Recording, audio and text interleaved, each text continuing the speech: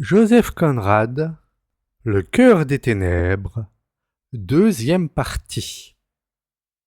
Un après-midi que j'étais étendu de tout mon long sur le pont de mon vapeur, j'entendis un bruit de voix qui se rapprochait. C'étaient le neveu et l'oncle qui flânaient au bord de l'eau.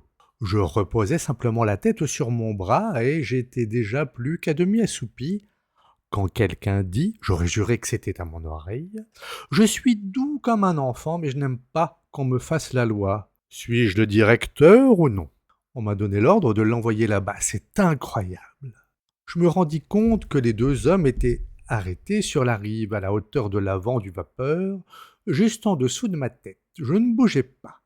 L'idée ne me vint pas de faire un mouvement. J'étais si somnolent. « C'est fâcheux !» grogna l'oncle.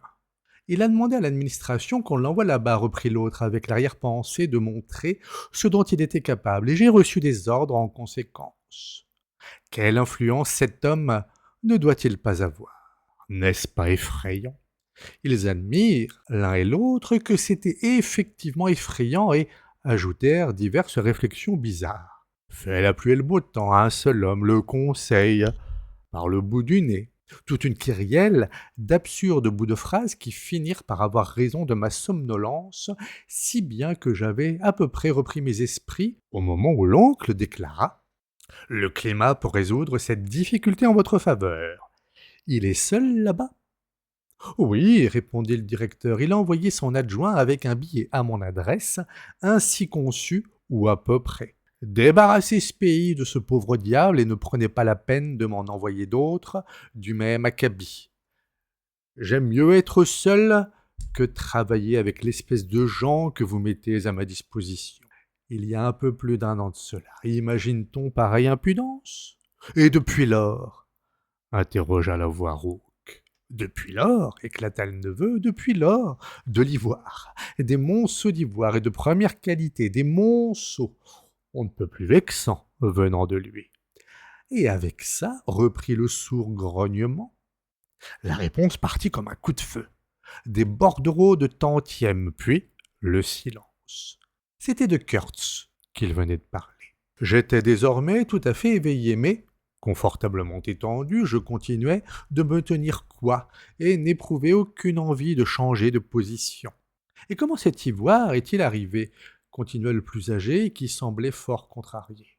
L'autre expliqua qu'il avait été apporté par une flottille de canots sous la conduite d'un métis anglais que Kurtz avait comme employé.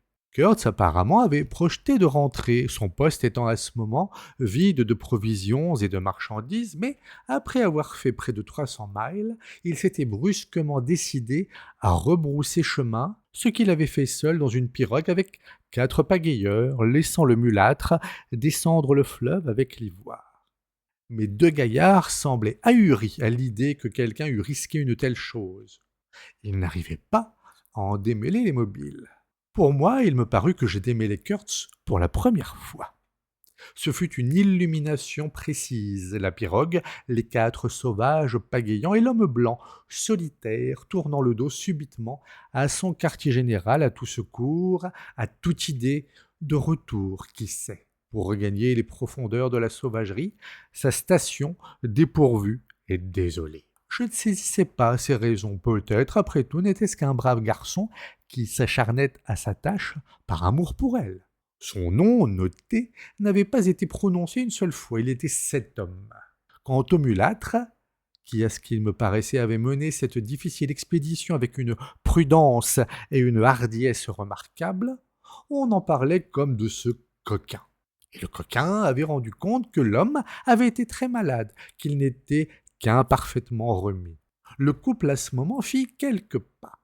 Ils se mirent à promener de long en large. J'entendis les mots « poste militaire, docteur, 300 kilomètres », tout à fait seul maintenant, retards inévitables, 9 mois, aucune nouvelle, rumeurs étranges. Puis ils se rapprochèrent, tandis que le directeur disait « Personne que je sache, sinon une espèce de trafiquant marron, un malfaisant individu qui chipe de l'ivoire aux indigènes. » De qui parlait-il à présent? Peu à peu, j'arrivai à comprendre qu'il s'agissait d'un homme qu'on supposait dans le district de Kurtski qui ne jouissait pas de l'approbation du directeur. Nous ne serons débarrassés de cette concurrence déloyale que lorsque l'on aura pendu un de ces gaillards, pour l'exemple. Parfaitement, grommela l'oncle. Qu'on le pende, pourquoi pas? On peut tout faire dans ce pays.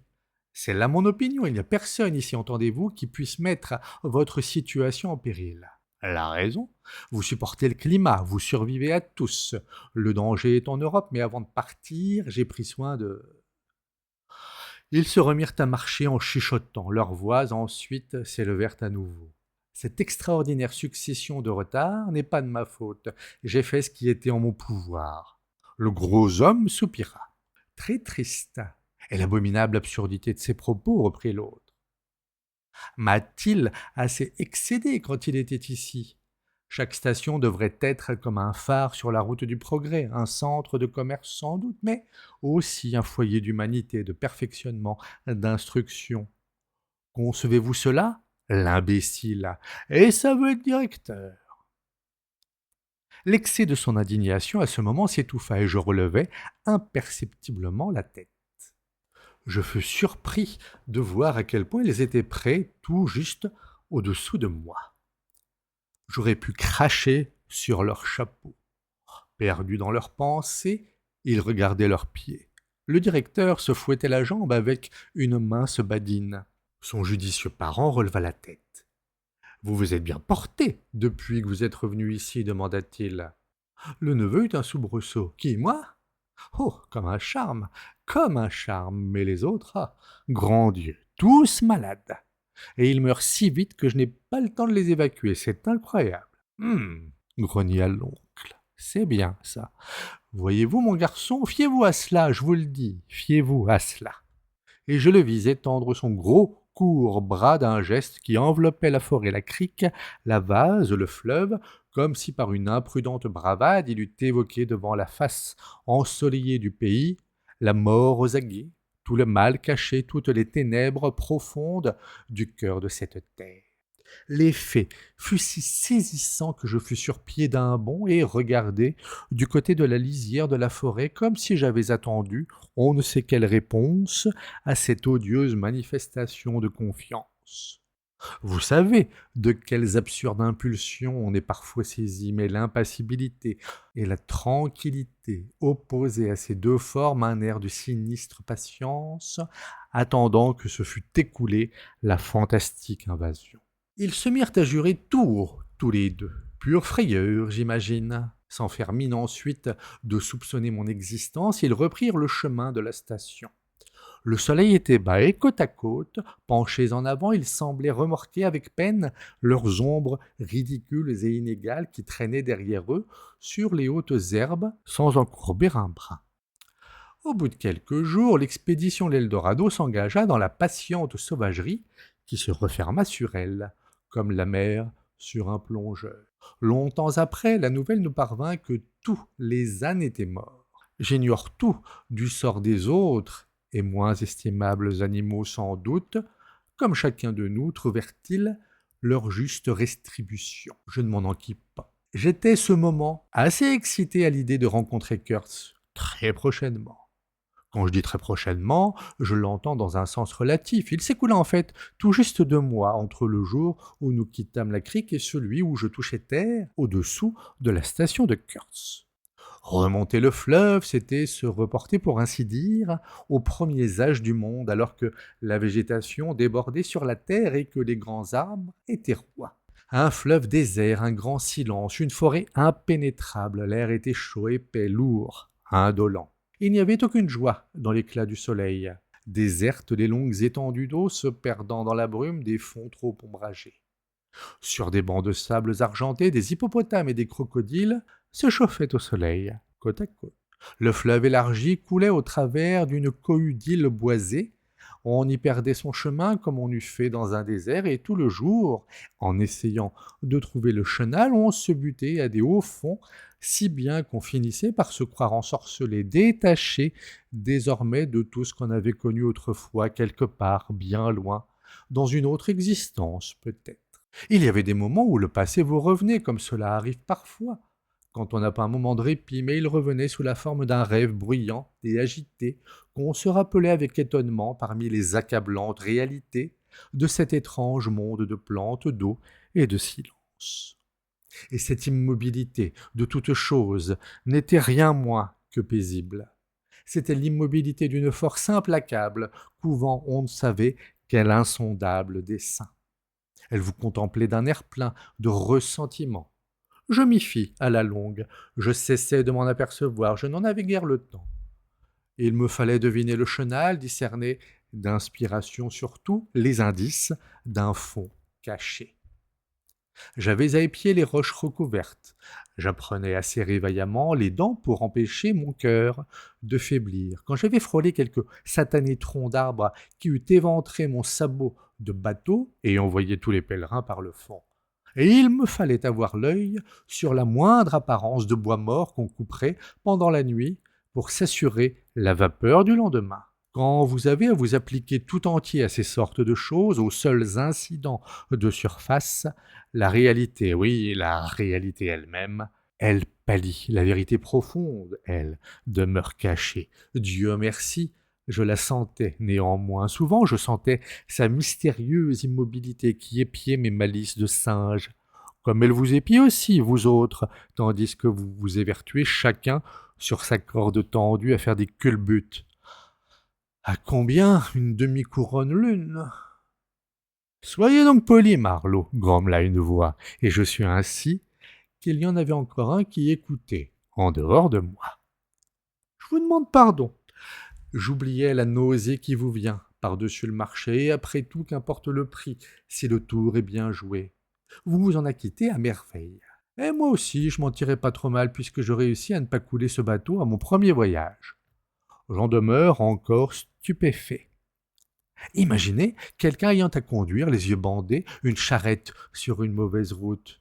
J'ai pas mal sué et frissonné à ce jeu, je vous prie de le croire. Après tout, pour un marin, écorcher le fond de cette chose qui est censée flotter constamment sous sa garde est un crime impardonnable. Personne, peut-être, ne s'en est aperçu, mais vous n'oubliez pas le choc, un coup en plein cœur. Vous vous en souvenez, vous en rêvez, vous vous réveillez la nuit pour y penser des années plus tard, et vous en avez encore froid et chaud.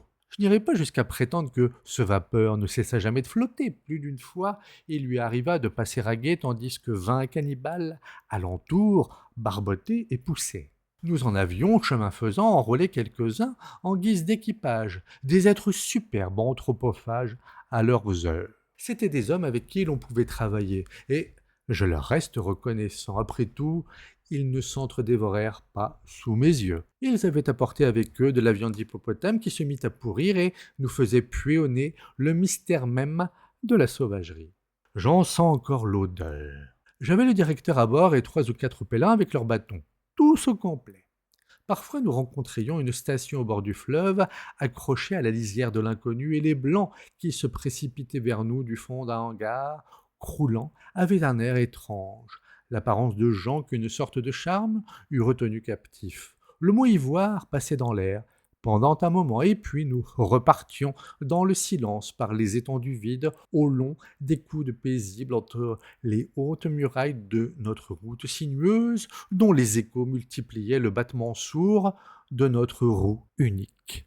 Des arbres, des millions d'arbres, massifs, immenses, élancés d'un jet, et à leurs pieds, serrant la rive à contre-courant, rampait le petit vapeur, barbouillé de suie comme un misérable scarabée se traînant sur le sol d'un ample portique.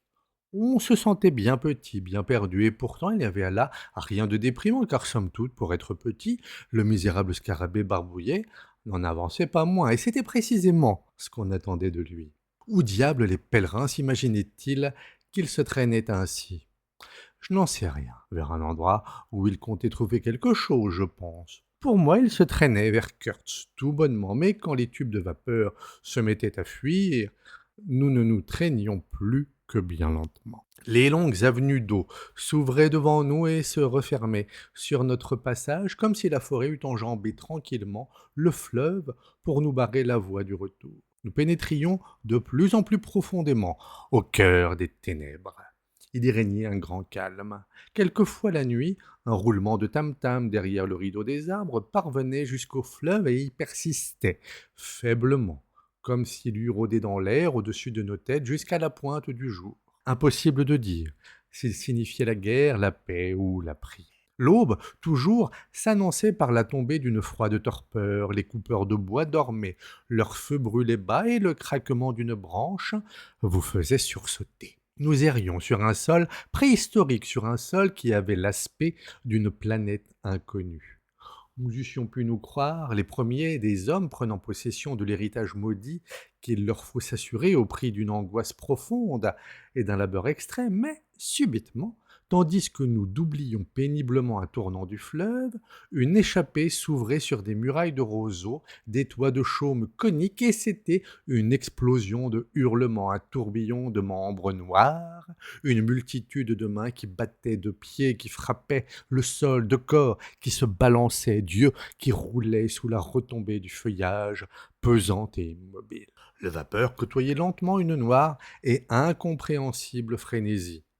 L'homme préhistorique nous maudissait-il, nous implorait-il, nous souhaitait-il la bienvenue? Qui eût pu le dire? Nous étions coupés de tout ce qui nous entourait, nous glissions pareils à des fantômes, étonnés et secrètement épouvantés, comme le serait un homme sain au spectacle d'une émeute enthousiaste dans un asile d'aliénés. Nous ne pouvions pas comprendre parce que nous étions trop loin, et nous ne pouvions pas nous rappeler parce que nous voyagions dans la nuit des premiers âges, ces âges qui ont passé en laissant à peine une trace et pas de souvenir. La Terre en cet endroit n'avait pas l'air terrestre. Nous sommes habitués à considérer la forme entravée d'un monstre asservi, mais là, on découvrait le monstre en liberté. Il était surnaturel et les hommes étaient... Non, il n'était pas inhumain. Voyez-vous, c'était là le pire, ce soupçon qu'on avait qu'il n'était pas inhumain. On y arrivait petit à petit, sans doute. Ils hurlaient, bondissaient, tournaient sur eux-mêmes, faisaient d'affreuses grimaces, mais ce qui saisissait, c'est le sentiment qu'on avait de leur humanité, pareille à la nôtre, la pensée de notre lointaine affinité avec cette violence sauvage et passionnée. Vilain. Certes, c'était assez vilain, mais pour peu qu'on en eût le courage, il fallait bien convenir qu'on avait en soi une sorte d'indéfinissable velléité de répondre à la directe sincérité de ce vacarme, l'impression confuse qu'il s'y cachait un sens que vous étiez, vous, si loin de la nuit des âges, capable de comprendre. Et pourquoi pas? L'esprit de l'homme contient tous les possibles, parce que tout est en lui, tout le passé comme tout l'avenir. Qu'y avait-il là dedans, après tout? Joie, frayeur, douleur, vénération, courage, colère. Qui saurait le dire? De la vérité, en tout cas, de la vérité dépouillée des oripeaux du temps. Que le sot demeure bouche bée et frissonne, l'homme comprend et peut regarder en face, sans broncher. Encore faut-il qu'il soit lui-même aussi humain que ceux de la rive. Il faut aborder cette vérité avec ce qu'on a de plus réel en soi, avec notre propre force innée. Des principes? Non, des principes ne suffiraient pas. Ce ne sont là qu'acquisitions, déguisements, élégantes friperies qui s'envoleraient à la première secousse un peu rude. Ce qu'il faut, c'est une foi délibérée. Y a-t-il pour moi un appel dans ce barbare tumulte? Soit j'entends, j'admets, mais j'ai une voix aussi, et qui n'est pas de celle à qui on impose le silence. Bien sûr, le sot, soit frayeur, soit noble sentiment, ne court aucun risque. Que marmottez-vous là-bas? Vous vous demandez pourquoi je ne suis pas descendu à terre pour y aller à mon tour de mon hurlement et de ma danse? Je ne l'ai pas fait, j'en conviens. Noble sentiment, dites-vous? Au diable, les nobles sentiments, j'avais bien le temps d'y songer. J'avais bien assez à faire avec de la céruse et des bandes coupées dans des couvertures de laine à envelopper les tubes de vapeur qui fuyaient. J'avais à veiller à la barre, à éviter les troncs d'arbres noyés et, vaille que vaille, à faire avancer mon rafio de bateau. Ces choses-là contenaient une vérité de surface qui eût suffi à préserver plus sage que moi, et entre-temps j'avais à surveiller le sauvage qui me servait de chauffeur. C'était un spécimen amélioré, il était capable de chauffer une chaudière verticale.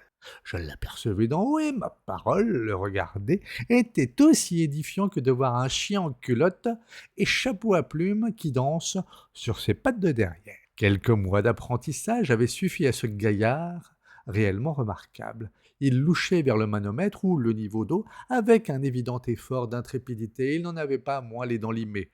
Le pauvre diable, et de bizarres dessins au rasoir sur la laine de son crâne et 3 encoches décoratives sur chaque joue. Tandis qu'il aurait dû être sur la rive à battre des pieds et des mains, il lui fallait demeurer là, à peine dur, asservi à une incompréhensible sorcellerie et pénétré d'un savoir croissant.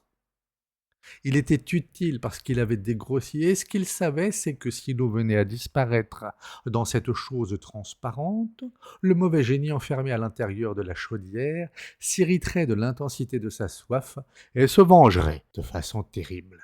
Aussi il suait et activait ses feux et épiait le verre d'un air effrayé. Avec un fétiche improvisé fait de haillons et lié à son bras et un morceau d'or poli, aussi gros qu'une montre, fiché à plat dans sa lèvre inférieure. Tandis que les rives boisées défilaient lentement et que, laissant derrière nous le bruit furtif de notre passage et combien d'interminables kilomètres de silence, nous avancions péniblement dans la direction de Kurtz. Mais les troncs noyés étaient abondants, l'eau perfide et sans profondeur. La chaudière, effectivement, semblait abriter un démon acariâtre, si bien que ni le chauffeur ni moi-même n'avions le loisir d'approfondir nos insidieuses pensées. À quelques 20 kilomètres de la station intérieure, nous tombâmes sur une case de roseaux. Un mélancolique mât penché, arborant encore les méconnaissables lambeaux de ce qui avait été un drapeau, et sur la rive un tas de bois proprement empilés. Ceci était inattendu. Nous accostâmes et sur le tas de bois, nous trouvâmes une planchette portant une inscription au crayon toute pâlie. Nous y pûmes déchiffrer les mots suivants. Du bois pour vous, dépêchez-vous, approchez, avec précaution. Il y avait une signature, mais elle était illisible. Ce n'était pas celle de Kurtz, le nom était plus long. Dépêchez-vous. De quoi faire? De monter le fleuve? Approchez avec précaution.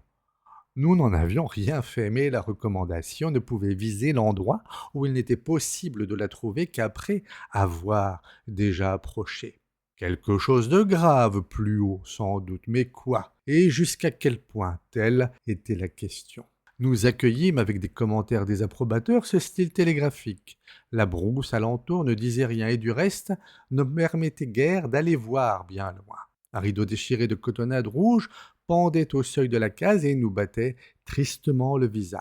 L'habitation était en ruine, mais on voyait qu'un blanc y avait vécu naguère. Il restait une table grossière, une planche sur 2 montants, un tas de détritus s'amoncelait dans un coin sombre, et près de la porte, je ramassai un livre. Il n'y avait plus de couverture, et à force d'avoir été feuilleté, les pages avaient pris une espèce de mollesse extrêmement crasseuse, mais le dos avait été recousu avec amour à l'aide de coton blanc qui avait encore l'air propre.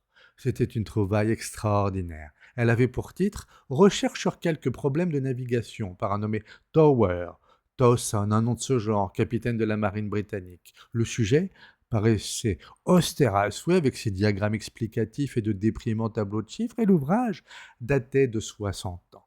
Je maniai cette déconcertante antiquité avec la plus délicate précaution, de peur qu'elle ne tombât en poussière entre mes mains. Dans le volume, Towson ou Towser dissertait avec gravité sur le point de rupture des chaînes et palans et autres questions analogues.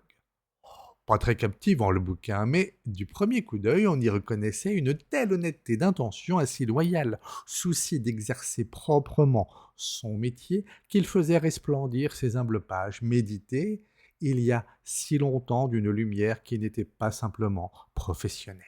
Le candide vieux marin, avec ses histoires de chaînes et d'apparat, me fit soudain oublier la brousse et les pèlerins dans l'émotion que j'éprouvais à me trouver enfin en face de quelque chose d'indiscutablement réel. Qu'un tel livre se trouvât là, c'était déjà merveilleux, mais plus surprenant encore étaient les notes crayonnées en marge et se rapportant notoirement au texte. Je n'en pouvais croire mes yeux, et elles étaient en langage chiffré. Oui, elles m'avaient tout l'air d'être rédigées en chiffres. Imaginez l'individu trimballant dans ce pays perdu un livre de cet ordre et l'étudiant en prenant des notes. En chiffres, le mystère était extravagant. Je m'étais vaguement rendu compte depuis quelque temps d'une agitation déplaisante. Quand je relevai la tête, je m'aperçus que le tas de bois avait disparu et que le directeur, assisté de tous les pèlerins, m'appelait à grands cris du bord du fleuve. Je glissai le livre dans ma poche. Je vous assure qu'en interrompant ma lecture, ce fut comme si je m'arrachais à l'asile d'une vieille et solide amitié. Je remis ma boiteuse machine en marche. Ce doit être ce misérable traitant, c'est un intrus, s'écria le directeur en se retournant d'un air malveillant vers l'endroit que nous venions de quitter. Ce doit être un Anglais, fis-je. Cela ne l'empêchera pas d'avoir des ennuis s'il n'est pas prudent, grommela le directeur d'un air sombre. À quoi je répliquai du ton le plus innocent que nul n'était exempt d'ennuis en ce monde. Le courant était devenu plus rapide et le vapeur semblait à bout de souffle. La roue d'arrière tournait languissamment et de temps en temps je me prenais à écouter sur la pointe des pieds les battements des palettes, car, en toute sincérité, je m'attendais à ce que d'un moment à l'autre, la misérable patraque s'arrêtât. C'était proprement épier les dernières palpitations d'une vie qui s'éteint. Pourtant, nous continuions de nous traîner. Parfois je marquais du regard un arbre devant moi pour mesurer, grâce à lui, de quelle distance nous nous rapprochions de Kurtz, mais je le perdais de vue invariablement avant de l'avoir atteint. C'en était trop pour la patience humaine que de garder les yeux si longtemps fixés sur un même point. Le directeur faisait preuve d'une magnifique résignation. Pour moi, je m'énervais et m'agitais tout en discutant en mon fort intérieur s'il convenait ou non de parler ouvertement à Kurtz. Mais avant d'en être arrivé à une conclusion, l'idée me vint que parler, me taire ou faire quoi que ce fût, tout était également vain. Qu'importait que quelqu'un sût ou ignorât, qu'importait que ce fût celui-ci ou celui-là qui fut directeur, on a parfois de ces illuminations. Les ressorts de cette affaire étaient profondément cachés sous la surface, à l'abri de mon atteinte et de ma possible intervention. Vers le soir du second jour, j'estimais que nous nous trouvions à environ 13 kilomètres de la station de Kurtz.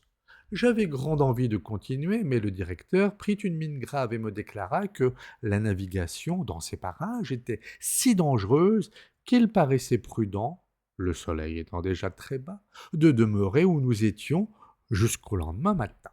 De plus, il me fit observer que s'il y avait à tenir compte de l'avis qui nous avait été donné d'approcher avec précaution, nous avions à approcher en plein jour, non à la brume ou pendant la nuit.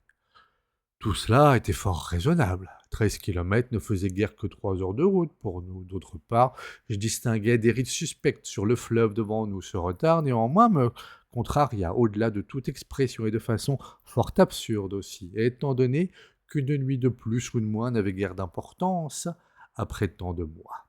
Comme nous avions du bois en abondance et que la consigne était d'être prudent, je gagnai le milieu du fleuve. Il était à cet endroit droit et resserré entre des berges hautes comme les talus d'un chemin de fer. L'ombre s'y glissa bien avant que le soleil ne fût couché. Le courant fuyait égal et rapide, mais une immobilité muette pesait sur les rives. Les arbres vivants, attachés les uns aux autres par les lianes grimpantes, les vivantes broussailles qui croissaient en dessous, on aurait pu croire que tout était changé en pierre jusqu'au plus mince rameau à la feuille la plus légère. Ce n'était pas du sommeil, c'était surnaturel et comme un état de transe. Pas le moindre bruit ne faisait entendre. On regardait avec étonnement, avec le sentiment d'être devenu sourd, et puis la nuit tombait et vous rendait aveugle de surcroît. Vers 3 heures du matin, un gros poisson sauta hors de l'eau et le bruit me fit sursauter comme si l'on venait de tirer un coup de fusil. Quand le soleil se leva, il régnait un épais brouillard blanc très chaud, consistant et plus impénétrable que la nuit elle-même. Il ne dérivait ni ne bougeait, il demeurait simplement autour de nous comme quelque chose de solide. Vers 8 ou 9 heures, pourtant, il se leva comme se lève un volet. Nous eûmes une échappée sur les arbres innombrables qui nous dominaient, sur l'immense brousse enchevêtrée avec la petite boule incandescente du soleil suspendue au-dessus, le tout parfaitement immobile, et ensuite le volet redescendit sans bruit, comme s'il eût glissé dans des rainures bien graissées. Je donnai l'ordre de laisser aller la chaîne que nous avions commencé de haler. Avant que son raclement ne se fût arrêté, un cri, un très grand cri, comme d'une désolation infinie, s'éleva lentement dans l'air opaque. Il s'arrêta. Une clameur plaintive, modulée sur de sauvages dissonances, remplit nos oreilles. Elle était à ce point inattendue que mes cheveux se hérissèrent sous ma casquette. Je ne sais l'effet qu'elle fit sur les autres. Pour moi, il me parut que le brouillard lui-même venait de gémir, tant cette voix lamentable et tumultueuse avait subitement jailli de tous les côtés à la fois. Elle se termina sur les éclats précipités d'un hurlement aigu, dont l'intensité était presque intolérable et qui cessa tout à coup, nous laissant figés en diverses attitudes assez ridicules et continuant d'écouter le silence presque aussi effrayant et excessif. Grand Dieu!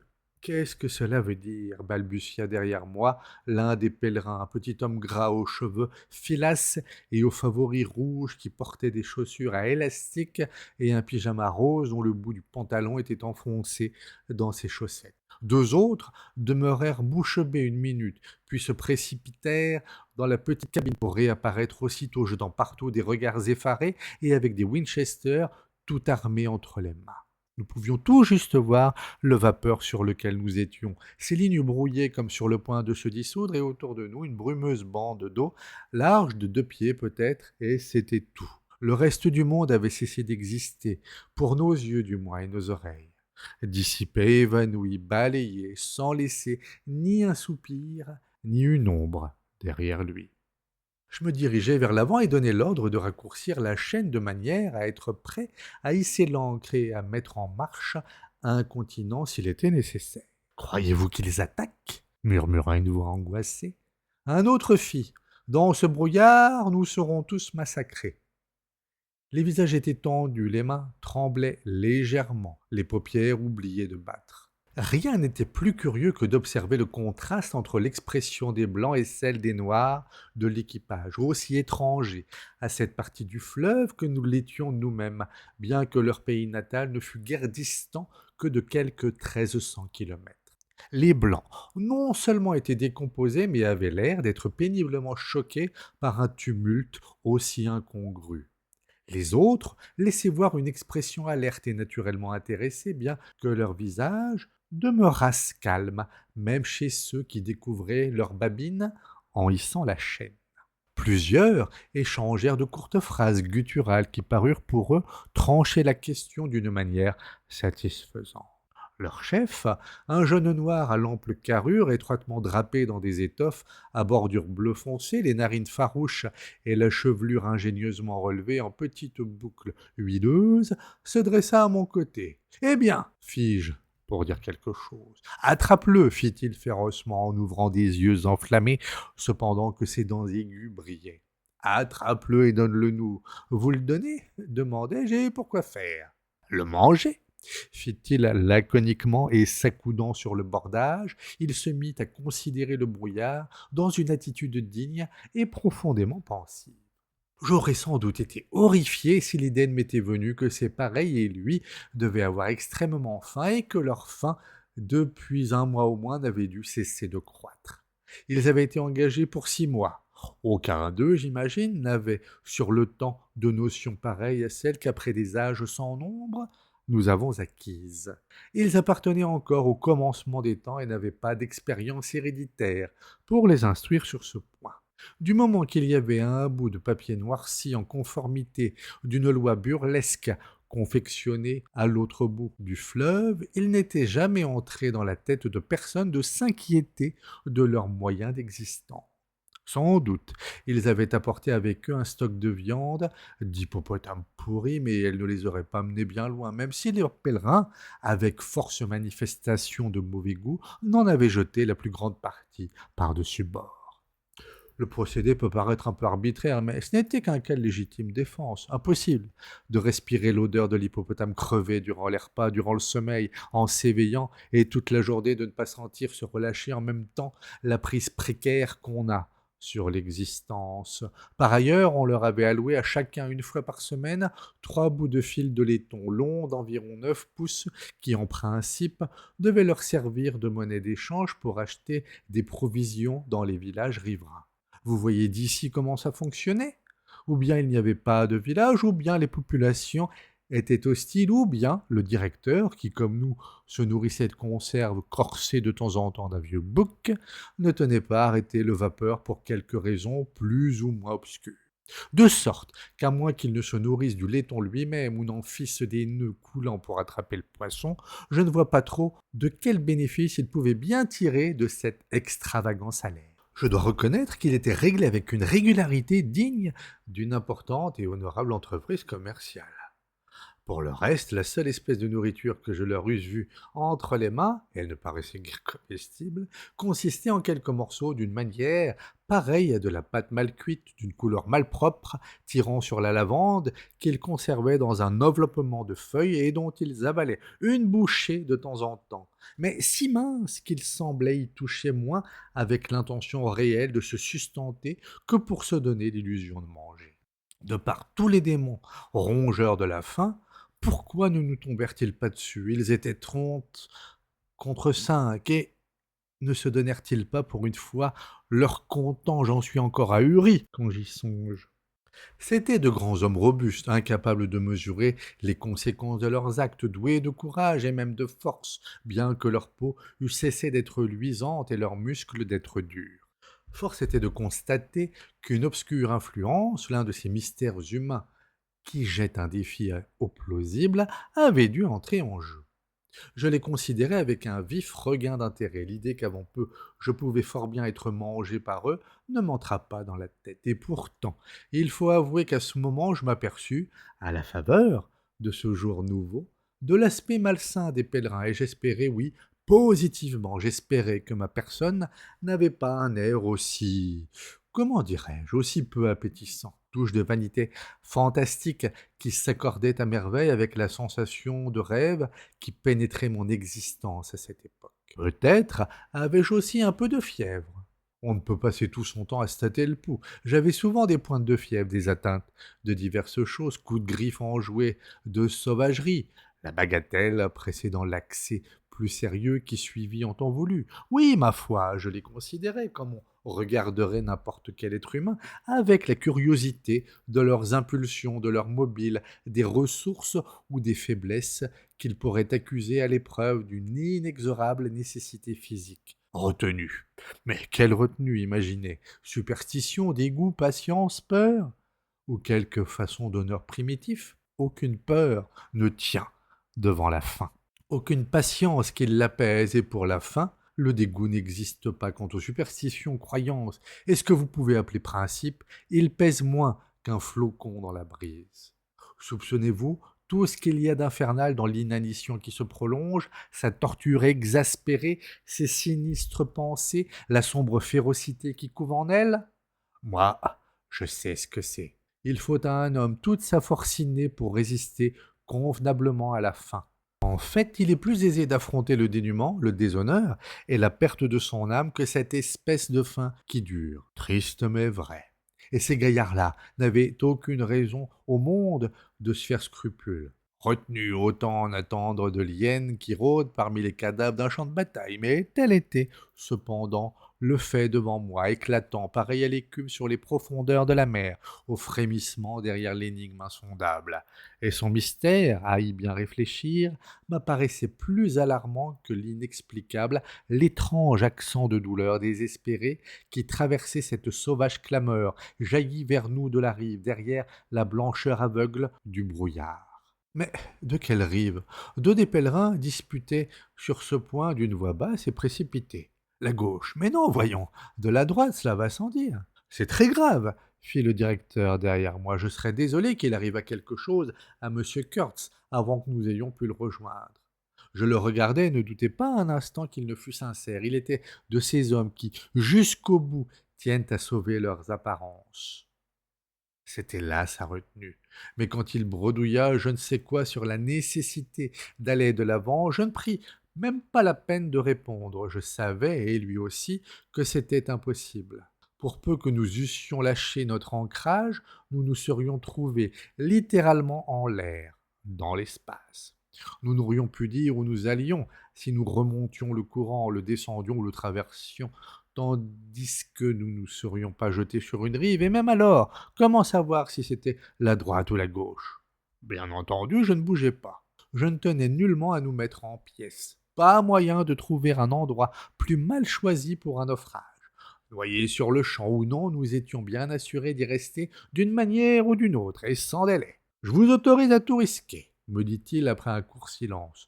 Je me refuse à prendre aucun risque, répondis-je sèchement, ce qui est exactement la réponse qu'il attendait, bien que mon ton eût de quoi le surprendre. Soit, je dois m'en remettre à votre jugement. C'est vous le capitaine, fit-il d'un ton de politesse marqué.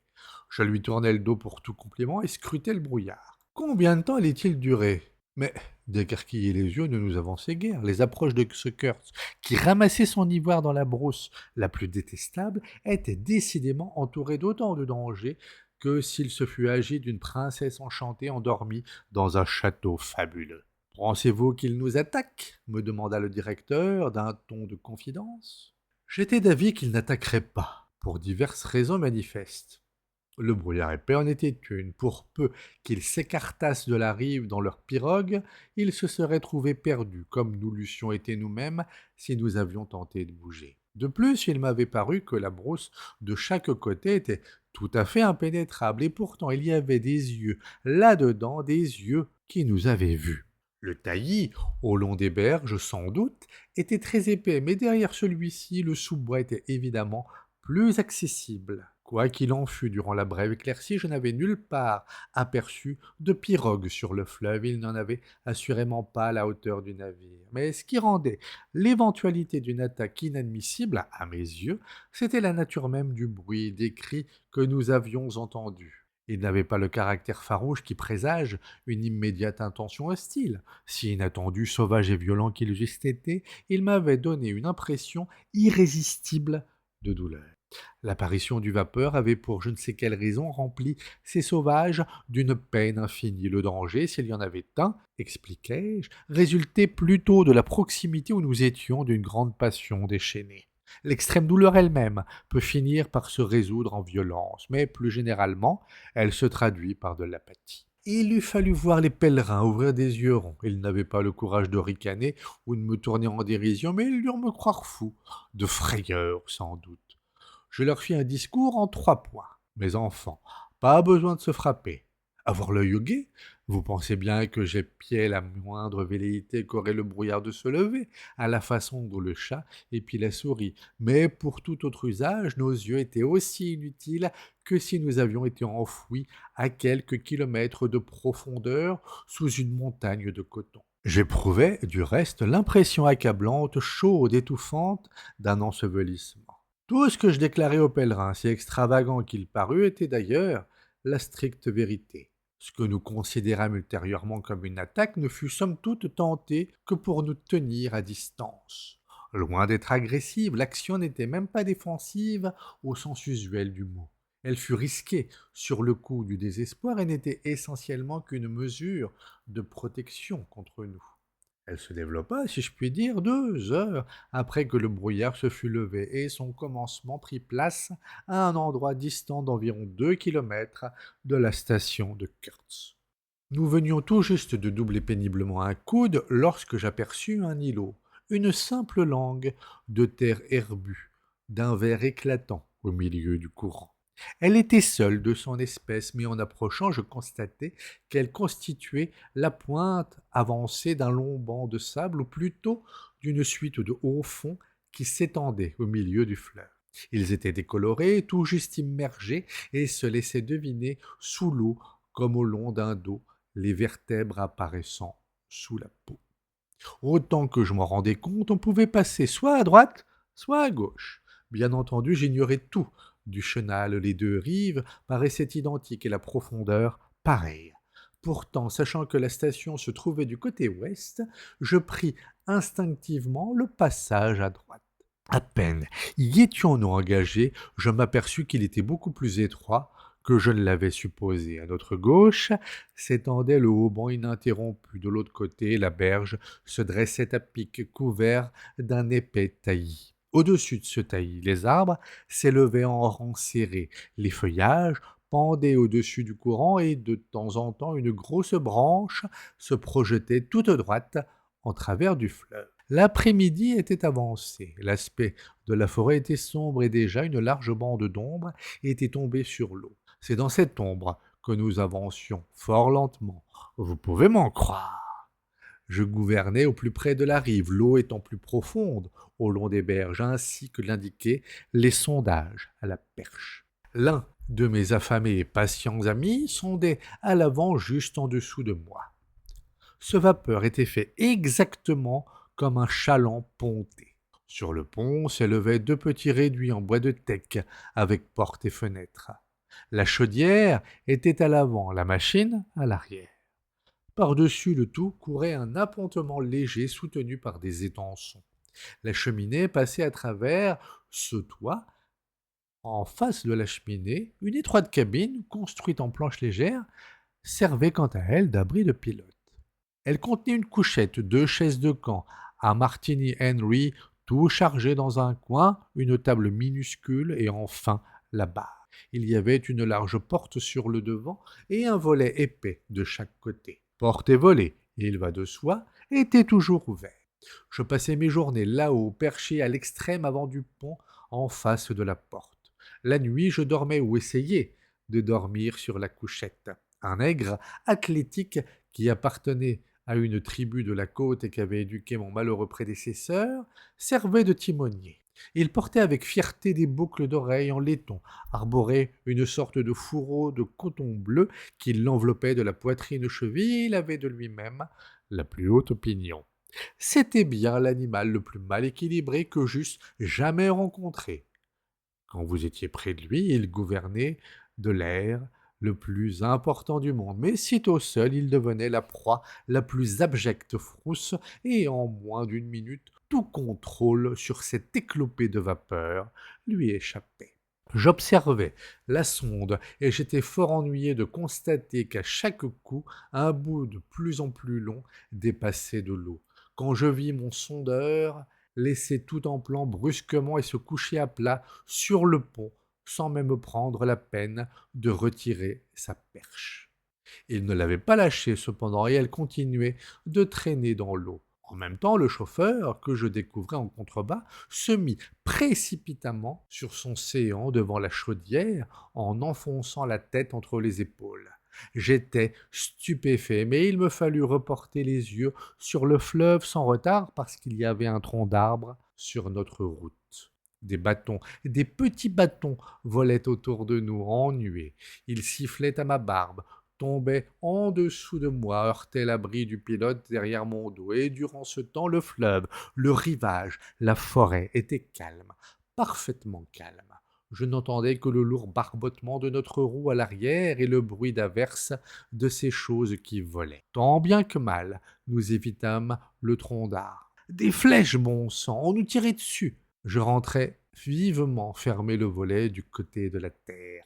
Cet idiot de timonier, ses mains sur les rayons, levait les genoux, frappait du pied, rongeait son frein, quoi, comme un cheval qu'on retient. Le diable l'emporte, et nous nous traînions à 10 pieds de la rive. Il me fallut me pencher au dehors pour faire basculer le pesant volet, et j'aperçus une face entre les feuilles au niveau de la mienne, qui me dévisageait avec une fixe férocité, et soudain, comme si un bandeau fût tombé sur mes yeux, je distinguais dans la confuse pénombre des poitrines nues, des bras, des jambes, des yeux brillants. La brousse grouillait de formes humaines, en mouvement luisante couleur de bronze.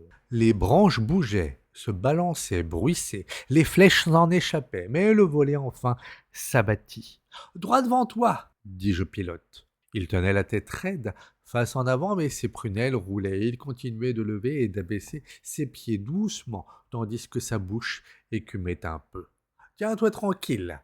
lui criai-je furieusement. Autant ordonner à un arbre de ne pas bouger dans le vent. Je me précipitai alors hors de la cabine. En dessous de moi, il y avait un grand bruit de pas sur le pont de fer, des exclamations confuses. Une voix se fit entendre. « Pouvez-vous virer ?» En même temps, je découvris une ride en forme de V sur la surface de l'eau, devant nous. Quoi encore? Un tronc d'arbre. Une fusillade éclata sous mes pieds. Les pèlerins avaient ouvert le feu avec leur Winchester et faisaient gicler le plomb dans cette brousse. Un gros nuage de fumée monta et se répandit lentement sur le fleuve. Il m'arracha un juron. Impossible de distinguer désormais ni la ride ni l'épave. Je me tenais sur le pas de la porte et les flèches s'abattaient par essaims.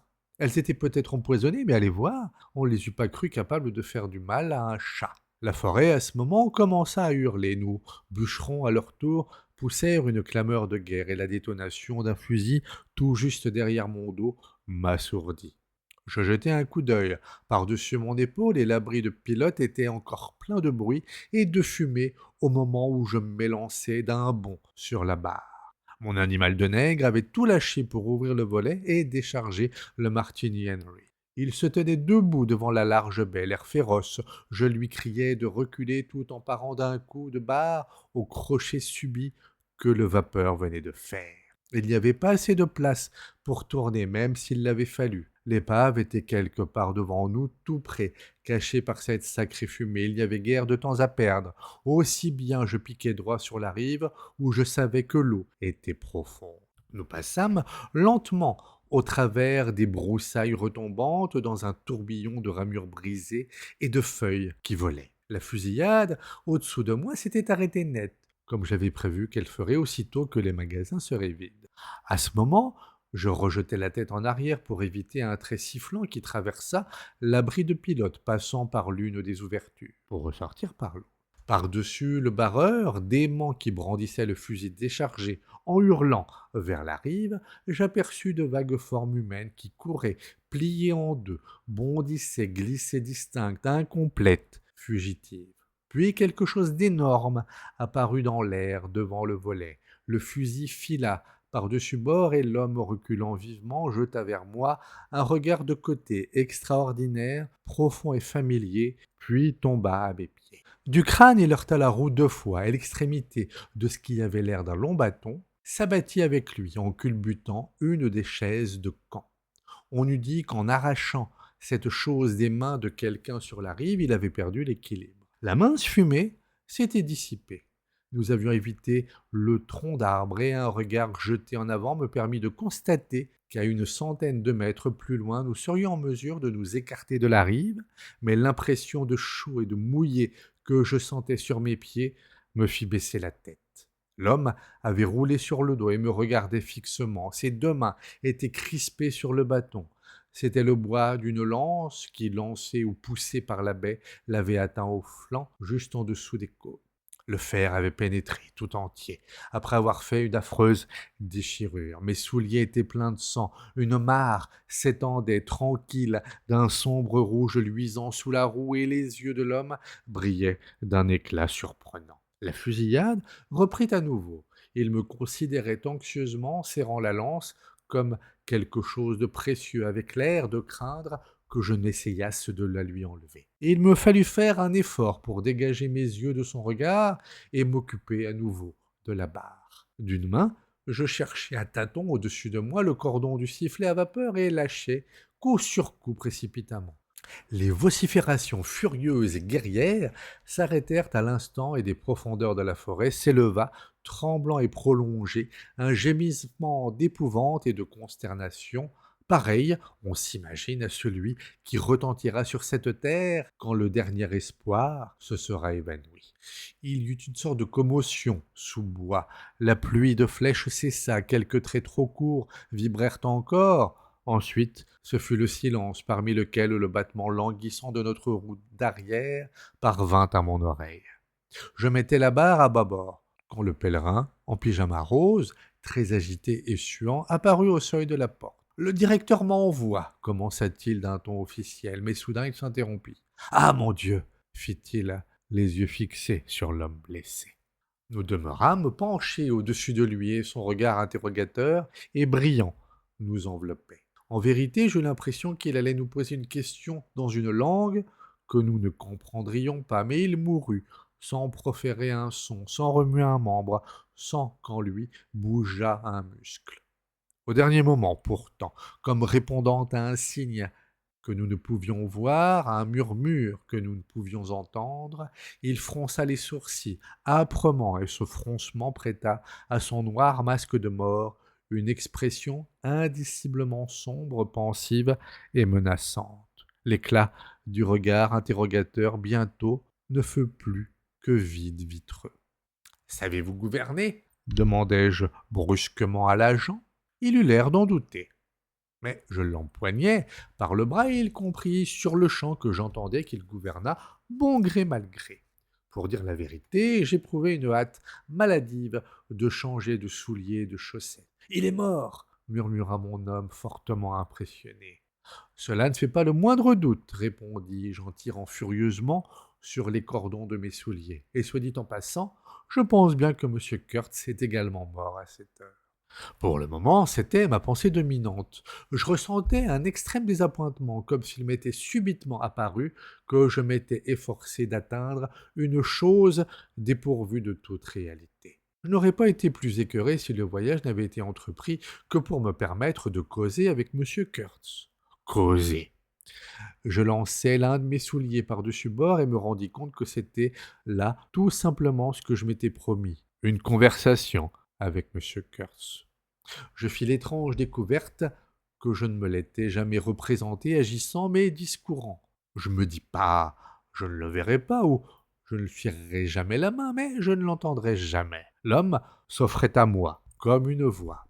Ce n'est pas que je l'associasse à aucune espèce d'action. Ne m'avait-on pas répété sur tous les tons de l'envie et de l'admiration qu'il avait à lui seul recueilli, troqué, extorqué ou volé plus d'ivoire que tous les autres agents réunis?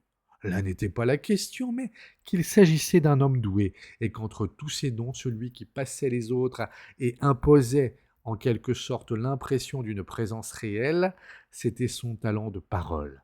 Sa parole, ce don troublant et inspirateur de l'expression le plus méprisable et le plus noble des dons, courant de lumière, frémissant ou flux illusoire, jaillit du cœur d'impénétrables ténèbres. La seconde chaussure s'envola à son tour vers le démon du fleuve. Je songeais. Bon sang, c'est fini. Nous arrivons trop tard, il a disparu. Le don a disparu par l'opération de quelque lance, flèche ou massue. Je ne l'entendrai jamais parler. Après tout, il y avait dans mon chagrin une étrange extravagance d'émotion comme celle que j'avais constatée dans le chagrin bruyant de ces sauvages dans la forêt.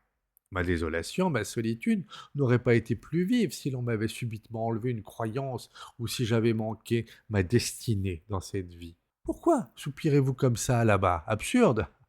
Allez, va pour absurde, grand Dieu, un homme ne peut-il jamais... Ça suffit, passez-moi du tabac. Il y eut un moment de profonde tranquillité, puis une allumette flamba, et la face maigre de Marlowe apparut, fatiguée, creuse et avec ses plis tombants, les paupières baissées, un air d'attention concentrée, et tandis qu'il tirait vigoureusement sur sa pipe, il semblait émerger de la nuit ou s'y enfoncer selon le clignotement régulier de la courte flamme. L'allumette s'éteignit. « Absurde !» s'écria-t-il. C'est bien ce qui vous attend de pire quand on essaie de raconter. Tous tant que vous êtes solidement accrochés dans l'existence à deux bonnes adresses, comme une vieille coque entre ces deux ancres, le boucher à un coin, le policeman à l'autre, un excellent appétit et la température normale. Normale, vous m'entendez? D'un bout de l'année à l'autre. Et vous prononcez le mot absurde, absurde. Au diable votre absurde. Absurde? Mes petits, qu'attendre de quelqu'un qui par pure nervosité vient de lancer par-dessus bord une paire de chaussures neuves? Maintenant que j'y songe, il me paraît surprenant que je ne me sois pas mis à pleurer. Cependant, en règle générale, je me fais gloire de ma force de caractère. J'étais piqué au vif à l'idée d'avoir manqué l'inestimable privilège d'écouter l'habile M. Kurtz. Du reste, je faisais erreur. Le privilège m'attendait, et J'en entendis plus que je ne voulais, et j'avais raison aussi. Une voix, il n'était guère plus qu'une voix, et je l'ai entendue, lui, elle, cette voix, d'autres voix, tout semblait n'être que des voix, et le souvenir même de cette époque persiste autour de moi comme la vibration frémissante d'un immense bavardage, stupide, atroce, misérable, féroce, ou simplement mesquin, sans aucune espèce de sens, des voix, des voix. La jeune fille elle-même, maintenant. Il demeura longtemps silencieux. J'ai étendu le fantôme de ses dons sous un mensonge, reprit-il soudain. La jeune fille? Je parlais de cette fille. Oh, elle est en dehors de tout cela, complètement. Elles sont toujours, j'entends les femmes, en dehors de cela, ou du moins devraient l'être. Nous devons les aider à demeurer dans ce monde admirable qui leur est propre, de peur que le nôtre ne devienne pire. Elle ne pouvait qu'être en dehors de cela. Vous auriez dû entendre la carcasse déterrée de M. Kurtz parler de ma fiancée. Vous auriez compris à l'instant jusqu'à quel point elle était étrangère à tout cela. Et cette immense hausse frontale de M. Kurtz. On dit que le poil parfois continue de pousser, mais la calvitie de ce spécimen-là, elle est impressionnante. La sauvagerie l'avait caressée sur la tête, et celle-ci était devenue pareille à une boule d'ivoire. Elle l'avait caressé, et il s'était flétri. Elle l'avait saisi, mais étreint. Elle s'était glissée dans ses veines, elle avait consumé sa chair, et avait scellé son âme à la sienne par les indicibles sacrements de je ne sais quelle initiation diabolique. Il était son favori, choyé, chéri, de l'ivoire. Ah! Oui, je pense bien, des tas, des montagnes d'ivoire, la vieille baraque de glaise en éclatait. On eût juré qu'il ne resta plus une seule défense dans le pays, ni sur le sol, ni en dessous. Pour la plus grande partie fossile, avait déclaré le directeur d'un ton de dénigrement. Il n'était pas plus fossile que moi, mais on l'appelle fossile quand il a été déterré. Il paraît que ces nègres enfouissent parfois leurs défenses, mais apparemment, ils ne les avaient pas enterrées assez profondément pour épargner à l'habile M. Kurtz sa destinée. Nous en remplîmes le vapeur, et il fallut en outre en empiler un tas sur le pont. Tant qu'il fut donné de voir, il put ainsi contempler et se congratuler, car le sentiment de sa fortune persista en lui jusqu'à la fin. Il vous eût fallu l'entendre dire « Mon ivoire ». Oh oui, je l'ai entendu. Ma fiancée, mon ivoire, ma station, mon fleuve, mon... Tout était à lui, en fait. J'en retenais ma respiration comme si je m'étais attendu à ce que la sauvagerie éclatât d'un rire prodigieux qui eût secoué sur leur axe les étoiles immobiles. Tout lui appartenait. Mais ce n'était là qu'un détail. L'important, c'était de démêler à qui appartenait lui. Combien de puissances ténébreuses étaient en droit de le réclamer. Ce genre de réflexion vous faisait froid dans le dos. Quant à deviner, c'était impossible et du reste malsain. Il avait occupé une place si élevée parmi les démons de ce pays, et je l'entends au sens littéral, vous ne pouvez pas comprendre. Et comment comprendriez-vous, vous qui sentez le pavé solide sous vos pieds, entouré que vous êtes de voisins, obligeant prêts à vous applaudir ou à vous tomber dessus, vous qui cheminez délicatement entre le boucher et le policier dans la sainte terreur du scandale, des galères et de l'asile d'aliénés? Comment imagineriez-vous cette région des premiers âges où ces pas désentravés peuvent entraîner un homme à la faveur de la solitude absolue, de la solitude sans policier, à force de ce silence total où le murmure d'aucun voisin bien intentionné ne se fait l'écho de ce que les autres pensent de vous? C'est de ces petites choses-là qu'est faite la grande différence, qu'elles disparaissent et vous aurez à faire fond sur votre propre vertu, sur votre propre aptitude à la fidélité. Bien entendu, vous pouvez être trop sot pour risquer d'être dévoyé, trop borné même, pour soupçonner que vous êtes assailli par les puissances des ténèbres. Je tiens que jamais imbécile n'a vendu son âme au diable. L'imbécile est trop imbécile, ou le diable trop diable, je ne sais lequel, ou encore vous pouvez être une créature éblouie d'exaltation au point d'en demeurer aveugle et sourd à tout ce qui n'est pas vision ou harmonie céleste. La terre, dès lors, n'est plus pour vous qu'un endroit de passage, et qu'à ce compte, il y ait perte ou gain, je n'ai pas la prétention d'en décider. La plupart d'entre nous, cependant, ne sont ni de ceci ni de cela. Pour nous, la terre est un endroit où il nous faut vivre, nous accommoder de visions, d'harmonie et d'odeur aussi. parbleu, respirer de l'hippopotame crevé et n'en pas être empoisonné. Et c'est de là que la force personnelle entre en jeu. La confiance où vous êtes d'arriver à creuser des fosses pas trop voyantes ou enfouir les choses, votre faculté de dévouement non pas à vous-même mais à quelque obscure et exténuante besogne, et c'est assez malaisé. Notez que je n'essaie ni d'excuser ni d'expliquer, je tente seulement de me rendre compte. Pour Monsieur Kurtz, évidemment, pour l'ombre de Monsieur Kurtz, ce fantôme initié surgit du fond du néant, m'honora d'une confiance surprenante avant de se dissiper définitivement. Tout simplement parce qu'il pouvait parler anglais avec moi. Le Kurtz, en chair et en os, avait reçu une partie de son éducation en Angleterre et, comme il eut la bonté de me le dire, ses sympathies restaient fixées au bon endroit. Sa mère était à demi anglais, son père à demi français. Toute l'Europe avait collaboré à la confection de Kurtz et je ne tardais pas à prendre qu'avec beaucoup d'à-propos, la Société internationale pour la suppression des coutumes barbares l'avait chargé de faire un rapport destiné à l'édification de cette compagnie. Et il l'avait écrit, ce rapport, je l'ai vu, je l'ai lu. C'était éloquent, vibrant d'éloquence, mais je le crains un peu trop sublime. Il avait trouvé le temps d'y aller de 17 pages d'écriture serrées, mais sans doute était-ce avant que ça... Mettons, avant que ses nerfs se fussent détraqués et l'eussent amené à présider certaines danses nocturnes se terminant sur je ne sais quel rite innommable, dont ce que j'appris çà et là me fit conclure, bien malgré moi, que c'était lui, Monsieur Kurtz, entendez-vous, qui en était l'objet. Ah, c'était un fameux morceau, ce rapport, entendez-vous. Le paragraphe de début, pourtant, à la lumière d'informations ultérieures, m'apparaît à présent terriblement significatif. Il commençait par déclarer que nous autres Blancs, au point de développement où nous sommes parvenus, nous devons nécessairement leur apparaître aux sauvages sous la figure d'êtres surnaturels, nous les approchant avec l'appareil d'une force quasi divine, et ainsi de suite. Par le seul exercice de notre volonté, nous pouvons nous mettre au service du bien une puissance presque illimitée. C'est de là que prenant son essor, il m'entraîna à sa suite. La péroraison était magnifique, bien qu'assez malaisée à retenir.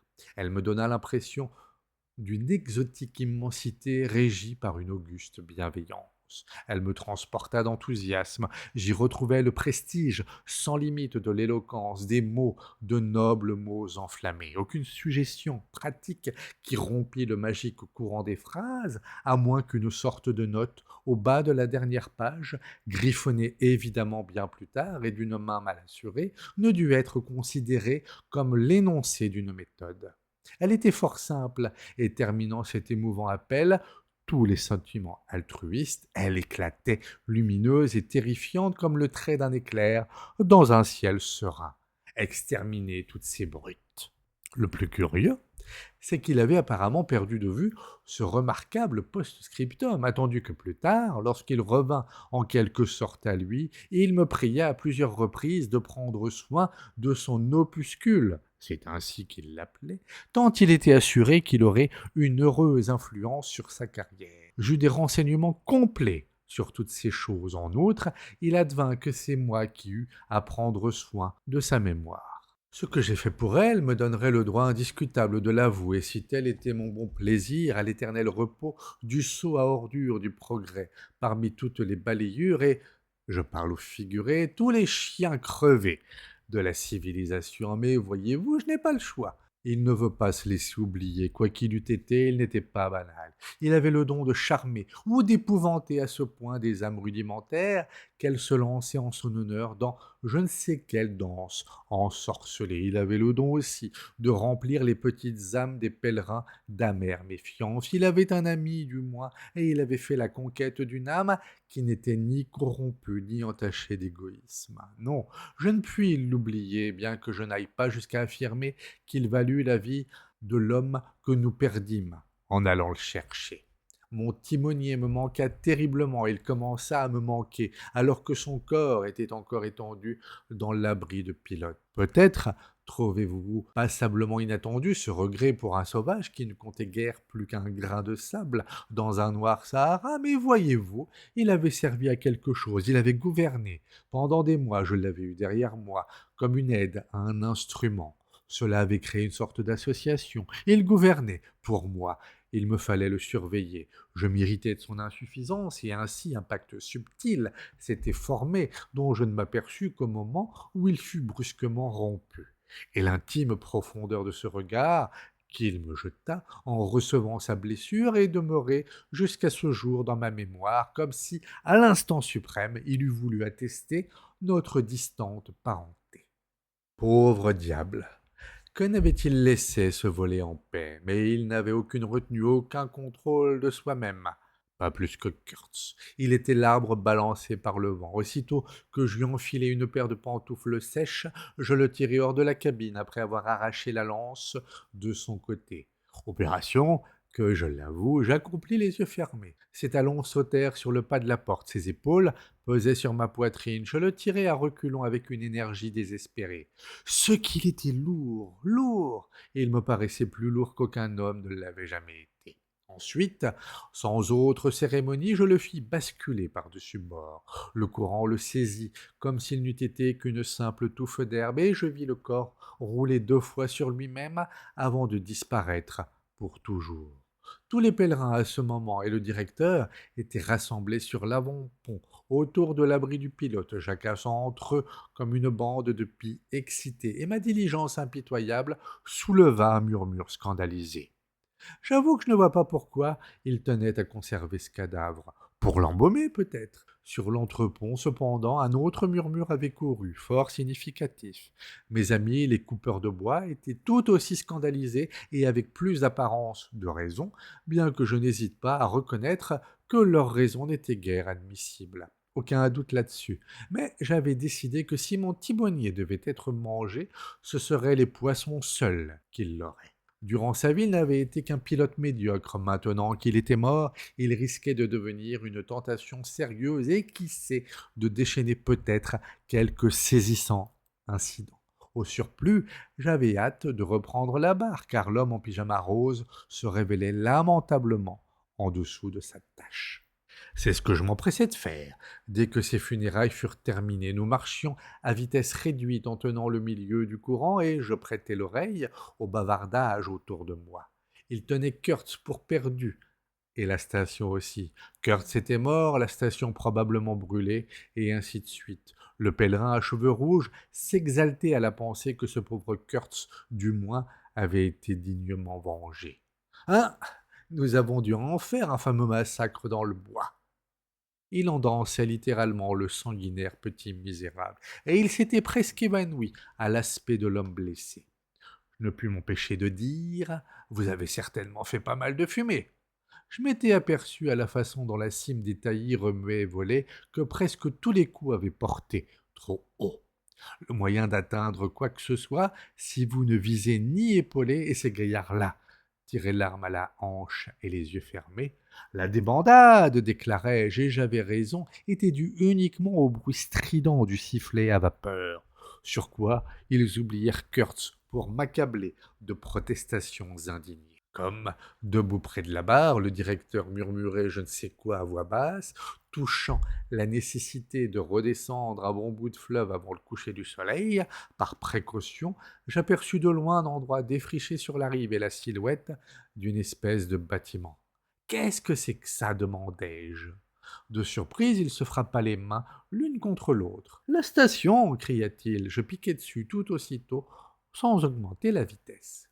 Au travers de mes jumelles, je découvrais le penchant d'une colline garnie d'arbres espacés et dégagés de toute broussaille. Un long bâtiment délabré apparaissait au sommet, à demi enfoui sous les hautes herbes. De grands trous dans la toiture conique, baies, tout noirs. La brousse et la forêt formaient l'arrière-plan. Il n'y avait ni clôture, ni palissade d'aucune sorte, mais sans doute en avait-il existé une autrefois, car après de la maison, une demi-douzaine de minces poteaux demeuraient alignés, grossièrement équarris et ornés à l'extrémité de boules sculptées. Les barreaux qui avaient dû les réunir avaient disparu. Bien entendu, la forêt entourait le tout, mais la berge était dégagée et au bord de l'eau, j'aperçus un blanc sous un chapeau pareil à une roue de voiture qui nous faisait signe avec persistance de toute la longueur de ses bras. En examinant la lisière de la forêt, j'eus la quasi-certitude d'y discerner des mouvements, des formes humaines glissant çà et là. Prudemment, je dépassai l'endroit. Ensuite, je stoppai les machines et me laissai dériver. L'homme blanc sur la rive se mit à nous héler et à nous presser de descendre. « Nous avons été attaqués !» cria le directeur. « Je sais, tout va bien !» hurla l'autre du ton le plus jovial. « Débarquez, tout va bien !» « Je suis heureux. » Son aspect me rappelait quelque chose d'étrange que j'avais déjà vu quelque part. Tout en manœuvrant pour accoster, je me demandais à quoi donc ressemble-t-il, et tout à coup je compris. Il avait l'air d'un arlequin. Ses vêtements étaient faits de ce qui, sans doute, avait été autrefois de la toile brune, mais ils étaient entièrement couverts de pièces éclatantes, bleues, rouges, jaunes, pièces dans le dos, sur le devant, sur les coudes, aux genoux, ganses de couleur au veston, ourlet écarlate au fond de son pantalon. Et le soleil le faisait paraître extraordinairement gai et propre en même temps, parce qu'on pouvait voir avec quel soin ce rapiessage avait été fait. La face, imberbe et enfantine, très blond, pas de traits, pour ainsi dire, un nez qui pelait, des petits yeux bleus, force sourire et froncement qui se succédaient sur cette physionomie ouverte, comme l'ombre et la lumière sur une plaine balayée par le vent. « Attention, capitaine !» cria-t-il, « il y a un tronc d'arbre qui s'est logé ici la nuit dernière. »« Quoi ? Encore un ?» J'avoue que je lâchai un scandaleux juron. Peu s'en fallut que je n'éventrasse mon rafio pour finir cette charmante excursion. L'arlequin sur la rive leva vers moi son petit nez camus. « Anglais !» fit-il, tout illuminé d'un sourire. « Et vous ?» hurlai-je de la barre. Le sourire s'éteignit et il hocha la tête comme pour s'excuser d'avoir à me désappointer. Mais il s'éclaira à nouveau. « Peu importe, continua-t-il d'un ton d'encouragement. Je demandais, arrivons-nous à temps ? Il est là-haut, répondit-il, avec un geste de la tête vers le sommet de la colline, et il s'assombrit subitement. Son visage était pareil au ciel d'automne, tantôt couvert et tantôt éclatant. Quand le directeur, escorté des pèlerins, tous armés jusqu'aux dents, eut pénétré dans l'habitation, le gaillard monta à bord. « Dites donc, ça ne me plaît guère. Les indigènes sont dans la brousse, fis-je. Il m'assura sérieusement que tout allait bien. « Ce sont des âmes simples, ajouta-t-il. Je suis content tout de même que vous soyez arrivés. Il me fallait passer mon temps à les tenir à distance, mais vous venez de me dire que tout allait bien, m'écriai-je. Oh, il n'avait pas de mauvaise intention. Et sous mon regard, il se reprit. Pas de mauvaise intention à proprement parler, ensuite avec vivacité. Ma foi, votre abri de pilote a besoin d'un nettoyage. Et sans reprendre haleine, il me conseilla de garder assez de vapeur pour faire marcher le sifflet en cas d'alerte. Un bon coup de sifflet fera plus d'effet que tous vos fusils. Ce sont des âmes simples, répéta-t-il. Il s'exprimait avec tant de volubilité que j'en étais étourdi. Il semblait vouloir rattraper tout un arriéré de long silence, et effectivement, il convint en riant que tel était bien son cas. « Ne parlez-vous donc pas avec M. Kurtz ?» demandai-je. « Oh, on ne parle pas avec un homme comme lui. On l'écoute !» s'écria-t-il avec une sévère exaltation.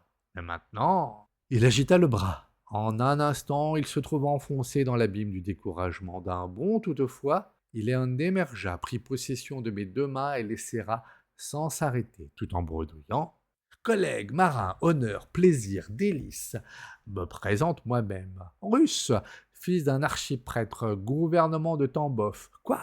Du tabac anglais, cet excellent tabac anglais. Ah, cela c'est d'un frère. Si je fume, quel est le marin qui ne fume pas ? La pipe lui rendit quelque calme, et peu à peu je démêlais que s'étant échappé du collège, il s'était embarqué sur un navire russe, s'était enfui à nouveau et avait servi pendant quelque temps sur des navires anglais, qu'il était maintenant réconcilié avec l'archiprêtre. Il insistait sur ce point. Mais quand on est jeune, on doit voir du pays, acquérir de l'expérience, des idées, élargir son intelligence. Même ici, fis-je en l'interrompant. Sait-on jamais. C'est ici que j'ai rencontré M. Kurtz, me répondit-il d'un ton de reproche et d'enfantine solennité. Je tins ma langue désormais. Il paraît qu'il avait amené une maison de commerce hollandaise de la côte à lui confier des provisions, des marchandises, et qu'il s'était enfoncé dans l'intérieur d'un cœur léger, sans plus se soucier qu'un enfant de ce qui pouvait lui arriver. Il avait erré sur le fleuve pendant près de 2 ans, seul, séparé de tout le monde et de toute chose. Je ne suis pas aussi jeune que j'en ai l'air, j'ai 25 ans, m'expliqua-t-il. D'abord, le vieux Van Swieten essaya de m'envoyer au diable, comptait-il avec un sensible amusement. Mais je m'obstinai et parlais tant et si bien qu'à la fin il eut peur que son chien favori n'en fît une maladie, de sorte qu'il me donna une pacotille et quelques fusils en me disant qu'il espérait bien ne plus me revoir. Brave vieux Hollandais, ce Van Swieten, je lui ai expédié un petit lot d'ivoire il y a 1 an, il ne pourra pas me traiter de filou lorsque je rentrerai. J'espère qu'il l'a reçu. Pour le reste, je m'en fiche. J'avais préparé un tas de bois pour vous. C'était mon ancienne maison, l'avez-vous vu? Je lui tendis le livre de Towson. Il faillit se jeter à mon cou, mais se retint. Le seul livre qui me resta, et je pensais l'avoir perdu, fit-il en le considérant avec extase. Il y a tant d'accidents qui vous guettent quand on circule ici, seul. Les canaux parfois chavirent, et parfois aussi il faut décamper si vite quand les gens se fâchent. Il feuilletait les pages. Vous y avez fait des annotations en russe, dis-je. Il fit oui de la tête. J'avais cru qu'elles étaient rédigées en chiffres. Il se mit à rire, puis, avec sérieux, j'ai eu beaucoup de peine à tenir ces gens-là à distance. Est-ce qu'ils voulaient vous tuer? Demandai-je. Oh non, fit-il, et il s'interrompit aussitôt. Pourquoi nous ont-ils attaqués? Continuai-je. Il hésita, puis avec une sorte de pudeur. Ils ne veulent pas qu'ils s'en aillent, fit-il. Pas possible, m'écriai-je étonné. Il eut un nouveau hochement de tête plein de mystère et de sagesse. Je vous le dis, reprit-il, cet homme a élargi mon esprit, et il ouvrit les bras, tout grands, en me regardant de ses petits yeux bleus, qui étaient parfaitement ronds. Fin de la 2e partie.